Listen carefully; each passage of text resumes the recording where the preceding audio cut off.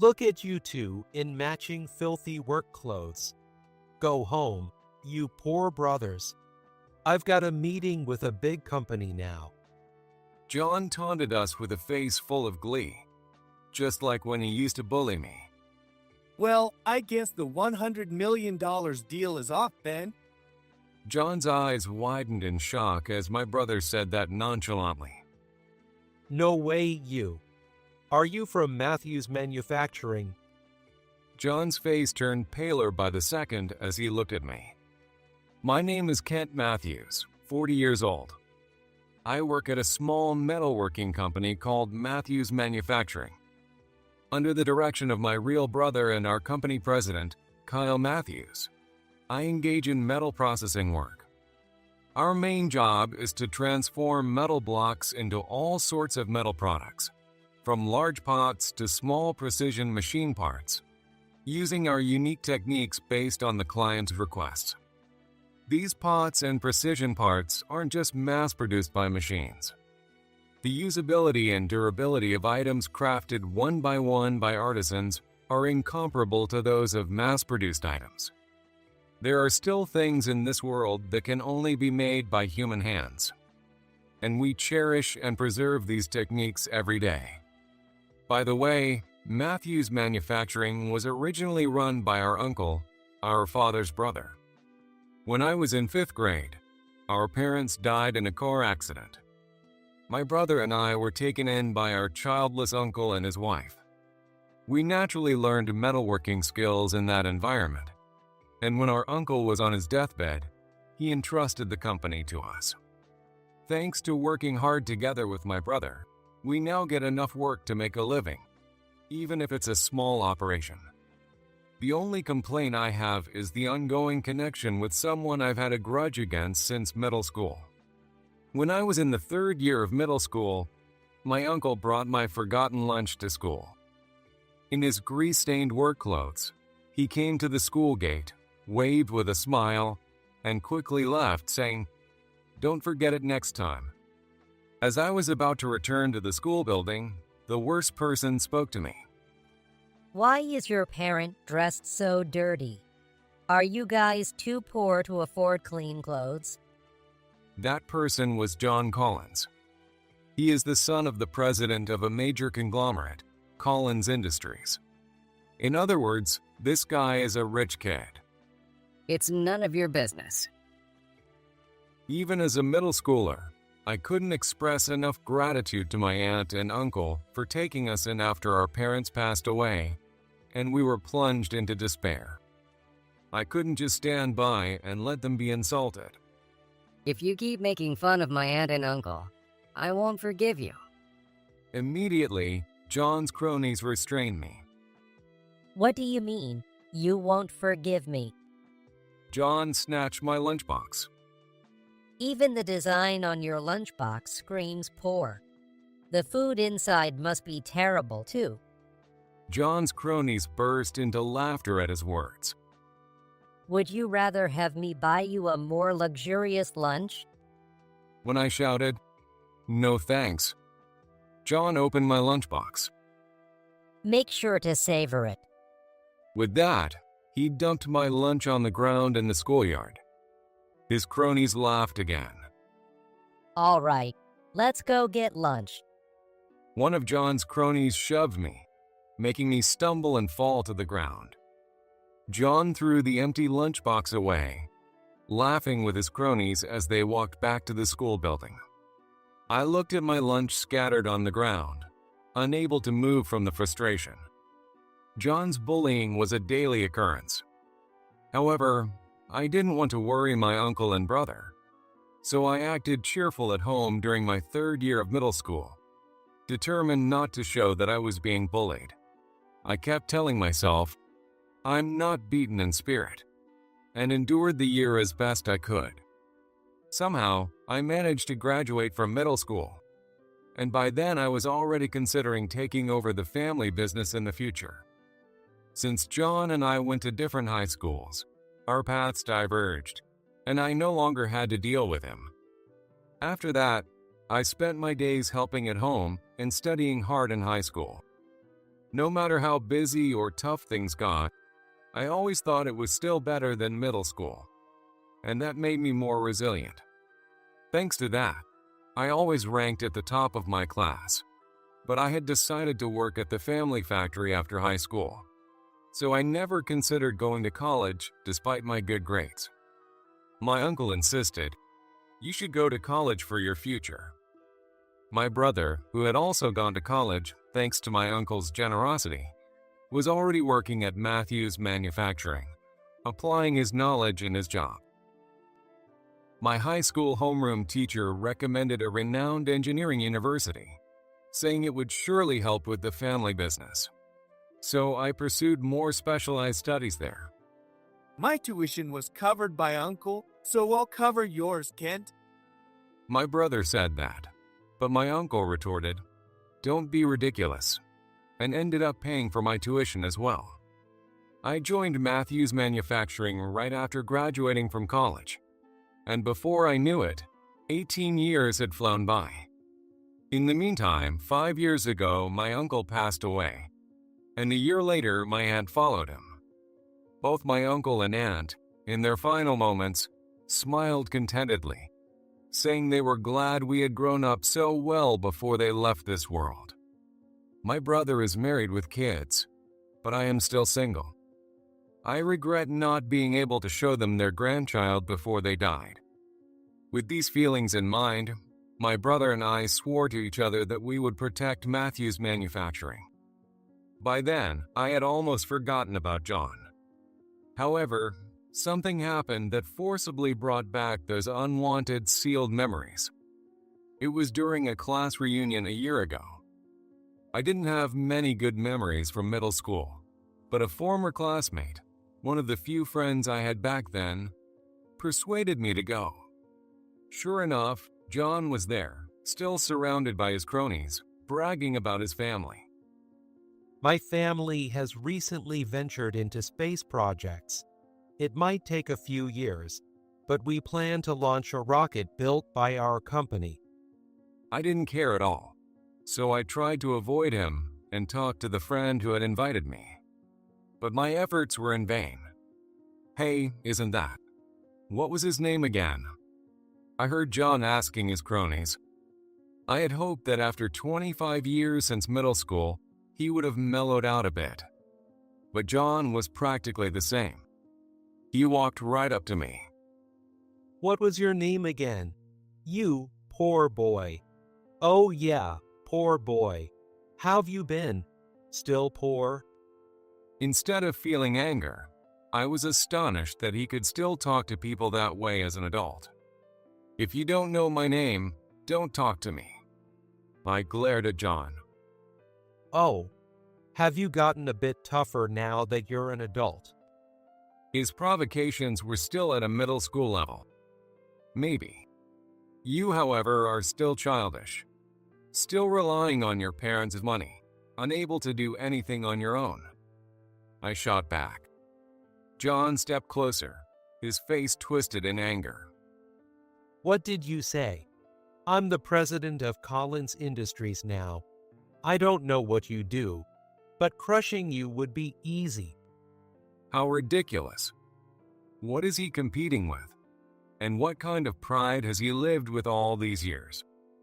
Rather than fear from being bullied in the past, I felt foolish for wasting my time talking to him and couldn't stay any longer. I told my friend, "See you later," and left the reunion. One day, my brother approached me while I was engrossed in my work. Hey, Kent, it's lunchtime. The factory was filled with the noise of various machines.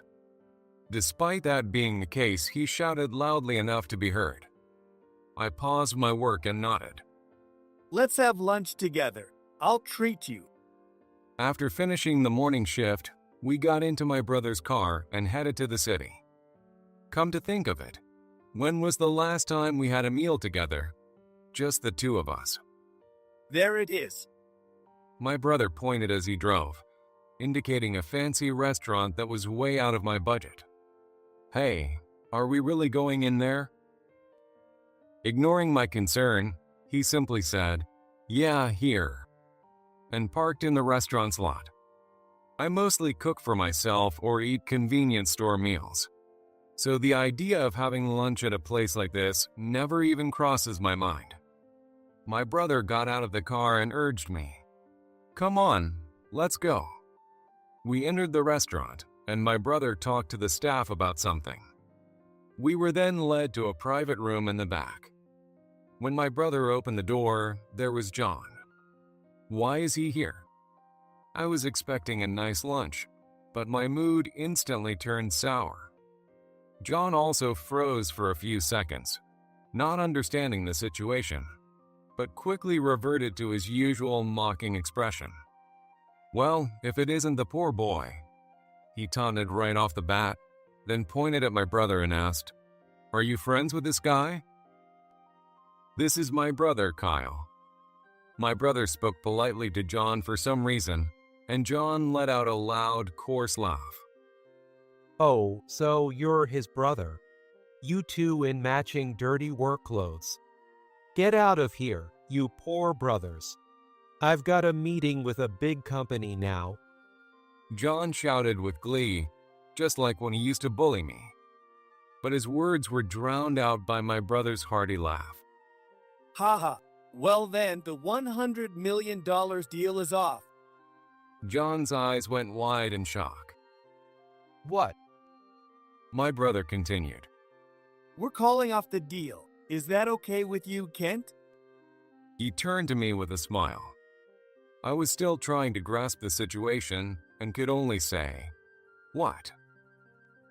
He's the guy I told you about with the big contract for spaceship parts. His words and my memory of John bragging about his space business at the reunion collided. No way. You. Are you from Matthews Manufacturing? John's face turned from pale to white as he looked at me. Yes, as you guessed, this is Kent Matthews, the person you bullied in middle school. And I am his brother, Kyle Matthews, the president of Matthews Manufacturing, with whom you were supposed to negotiate today. John's face went beyond pale to white. Even though you couldn't remember his name at the reunion, you mocked him just like in middle school. My brother, who had remembered everything I told him after the reunion, smiled at me and said, "That's the situation." John, your name, your behavior during our meetings, and what Kent told me about middle school all matched perfectly. Though I don't remember it well, on the night after my middle school graduation, I went home and, upon seeing my uncle, aunt, and brother's faces, couldn't stop crying. I think I told them about John and his gang. Until then, I had acted normal to avoid worrying them, but I probably apologized through my tears for causing them concern. Wait a minute. John, who had been silent, suddenly started speaking formally. What about all the deals we've made? We're talking $100 million here. Just because the kid I bullied happens to be your brother, you're going to throw that away for something that trivial? My brother answered without hesitation. Yes. I believe so. Even if this deal falls through, we'll continue to value our existing work. And He looked directly at John. it's not just out of revenge for my brother being bullied. If I had heard that you had changed and apologized at the reunion, maybe this would be different. John's clenched fist trembled as he angrily said, "What?" Honestly, ever since I saw your name, I've been cautious. During our initial interactions, you were very polite, but I could still see glimpses of your condescending attitude towards others. I began to wonder if it was right to do a $100 million deal involving many lives with a company run by someone like you. Sweat trickled down John's forehead as he fell silent. I'm the president. I have to protect the company. I'm sorry to my brother, but I used this situation as a way to gauge your character for the sake of our company. Hearing those words, I couldn't help but smirk. That's how it is. We'll be taking our leave now. As we stood up, John shouted, Wait a minute. Does he still have something to say? Probably thinking the same, my brother and I exchanged glances. You think you can get away with this? You're dead wrong. I'll use every trick in the book to destroy your company. My brother, with a look that said, "Is that all?" responded, "Is that so?" After that, we left the restaurant without looking back. We continued to be busy with our daily work as usual. One day, however, something unusual happened. It was when I was checking the company's emails. "Hey, Kyle." My brother, always calm, asked, "What's up?" but seemed genuinely surprised when I showed him a particular email. Offers for airplane lights and washing machine parts. Why are we suddenly getting cancellations back to back? Just then, my brother's phone rang. Seeing the name on his phone, his eyes widened, and he showed me the screen. It read, "John." My brother put the call on speaker so I could hear, "Hello." Long time no see.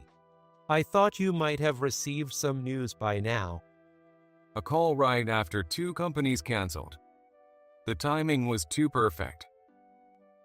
My brother, sensing what was going on, asked. Did you do something? Ignoring my brother's short question, John let out his crude laugh. I had to rush things a bit, so I pushed through. Hearing this, my usually composed brother raised his voice. Did you pressure those companies into canceling their deals with us? Do you think you'll get away with this? John's laugh grew louder. My company is much bigger than yours. When you're a big company, you can do things like this.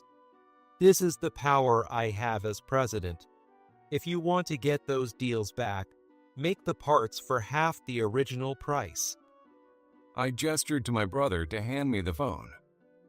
What's wrong? Why are you silent?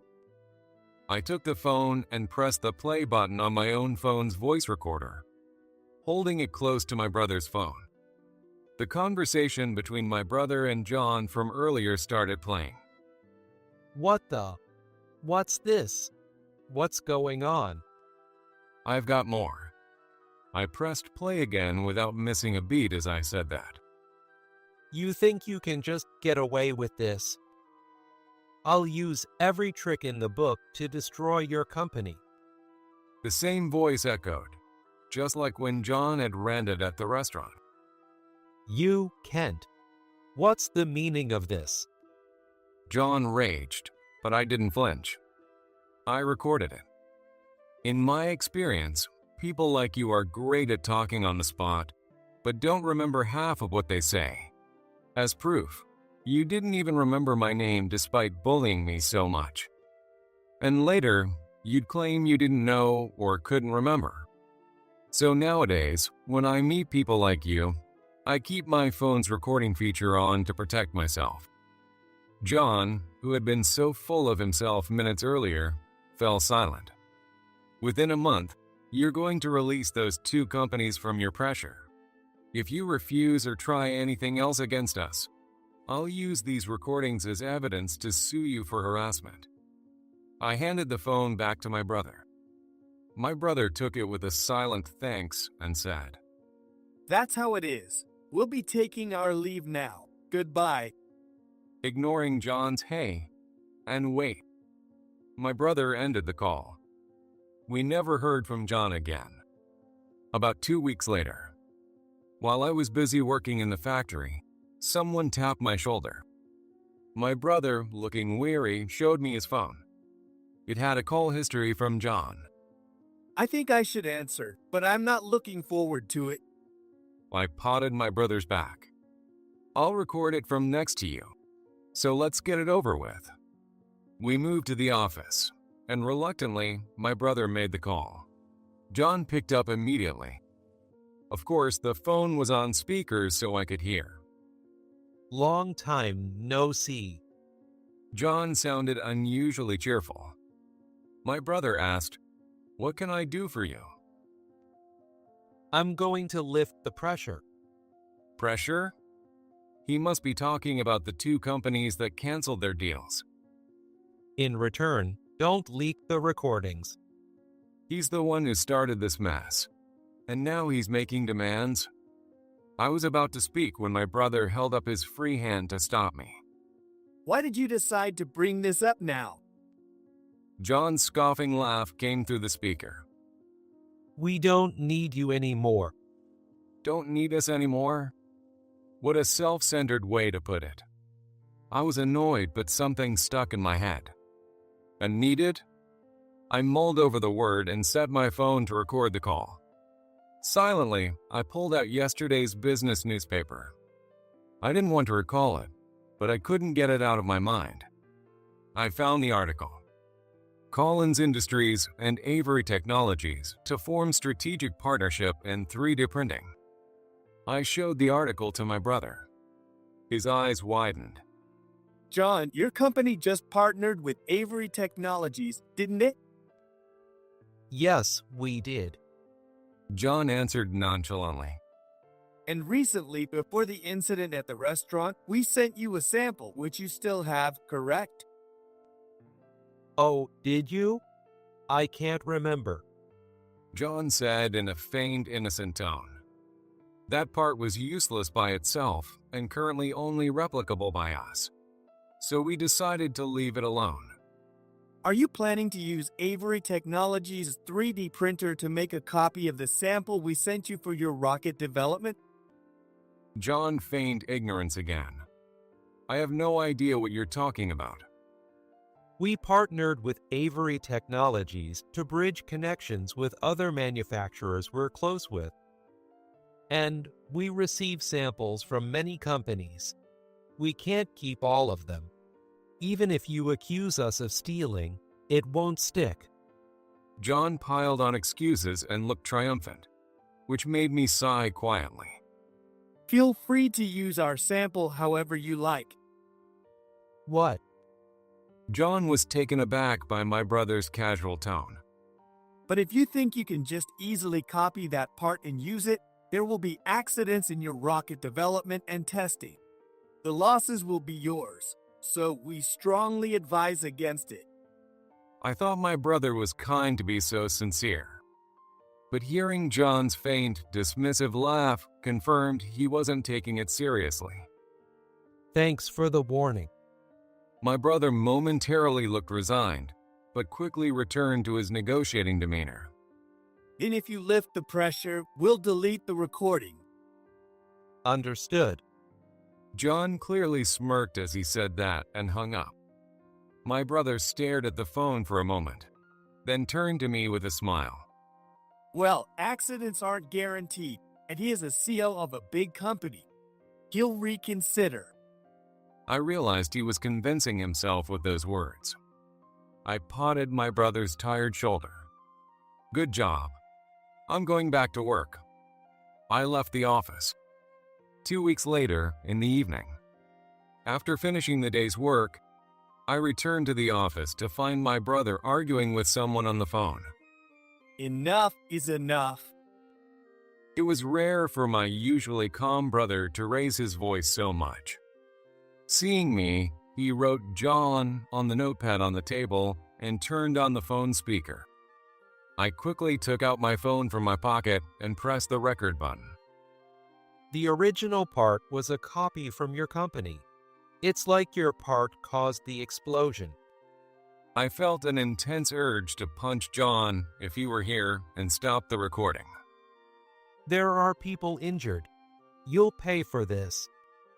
John yelled as I took the phone from my brother. This is your fault.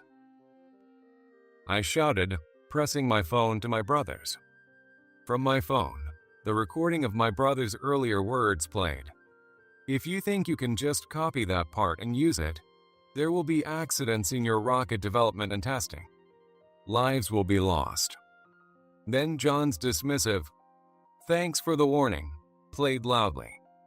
"Here we go again," John muttered, falling silent. "You're still the same, always bullying and pressuring others. You haven't changed since middle school, John. Nobody enjoys being mistreated. People can't act for others without some empathy. My brother smiled gently and nodded. That's right. In middle school, when you bullied me, your cronies would cheer you on. But at the reunion, no one came near us when we talked, right? John stayed silent, probably realizing the truth. When you belittle and blame others, even those close to you will eventually leave, and you'll end up losing everything. Acknowledge your faults and try to improve yourself. With that, I cut the call abruptly. The next day, while heading to the parking lot to meet a client with my brother, I saw John running toward us with a furious expression. I was terrified and didn't know what to do. But John didn't do anything. He reached me and suddenly just begged as sincerely as he could. Please, take out your resentment on me here and now. Insult me all you want. Just please supply us with your parts again. John pleaded loudly enough for the neighbors to hear. As a middle schooler, I might have stomped on his head and said, "Serves you right." If we can't get your parts, our space project will fail. If that happens, I'll be disgraced in the industry and might have to step down as president. So please, make the parts. But if I had stomped on him, I'd have later realized my own pettiness and fallen into self-loathing. John has continued to trample on others without realizing how pathetic that makes him. This is the fate of someone who looks down on others. I approached him and told him the situation. Sorry, John, but that's impossible. Hearing that, John paled. I'm about to meet with another company with my brother. If it goes well, we'll have enough work to support our employees for a while. But even if we help you now, there's no guarantee we'll see any revenue from your side. Work involves many people, each with their own families, and I've been helped by them countless times. A tear rolled down John's cheek as he looked down. You bullied me all this time, but even if you change your ways now, I can't sacrifice the people who have helped me to save you. I'll choose those who have helped me. With that, I headed to the car. My brother was already sitting in the driver's seat, smiling. Let's go. I looked ahead and said, "Yeah," and the car sped off. After the incident, Collins Industries underwent an investigation by a third party. It revealed that they used parts made with a 3D printer without properly trimming the extra bits. Precision machinery can have catastrophic failures from even a 1-micron misalignment, so they should have gone through multiple inspection stages. Skipping these checks led to the accident during a man test. This negligence exposed numerous flaws in their operations, leading to a loss of trust and the eventual bankruptcy of Collins Industries. John reportedly found another job, but, likely due to his spoiled nature since childhood, soon displayed arrogance and was involved in a violent incident, leading to his dismissal. After that, I didn't hear any more about him. A month later, we were at the restaurant where we had confronted John, along with our company employees. Before that confrontation, my brother had anticipated that things wouldn't go smoothly, so he told the restaurant to bill the cost later to Matthews Manufacturing. However, after causing a scene and disturbing other customers, we left without ordering, and John only had lunch. My brother later apologized profusely to the restaurant, promising, "We'll come back and dine properly." And here we were now, sitting around a table laden with a luxurious meal. Are you sure it's okay to treat everyone to such a fancy meal, Kyle? We have to. We made quite a fuss last time, and we need to make it up. Besides, everyone's been working hard and deserves it. I looked at the employees enjoying their food and replied, "You're right. We said we'd have a one-on-one meal, but we still haven't managed to do that." My brother smiled at my comment. Well, we can do that anytime. I responded, "Yeah, anytime. Yes, anytime." as long as we keep running this company. And more importantly, as long as we do work that people appreciate and value the people around us. We will continue to protect the company that our uncle and aunt left us and live our lives helping each other.